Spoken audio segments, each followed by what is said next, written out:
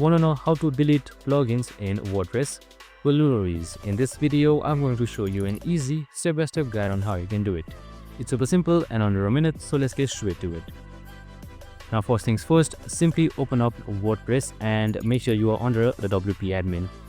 Now, once you have done that, make sure you are under plugins right here.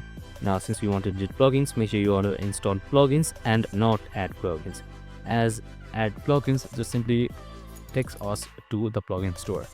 Now, in order to delete, you need to simply deactivate it first. So if I want to delete this Gutenberg plugin right here, you can just simply select deactivate first. And after selecting deactivate here, you should be seeing something like this. Want to activate and want to delete. Since we want to delete the post, just simply select delete right here. And then select OK on the prompt. And your plugin should be deleted successfully. And that's it. Super simple and easy. This is how you easily remove a plugin. I hope this video helped. If it did, make sure to like, subscribe and remain with us for more of these videos. See you in the next one.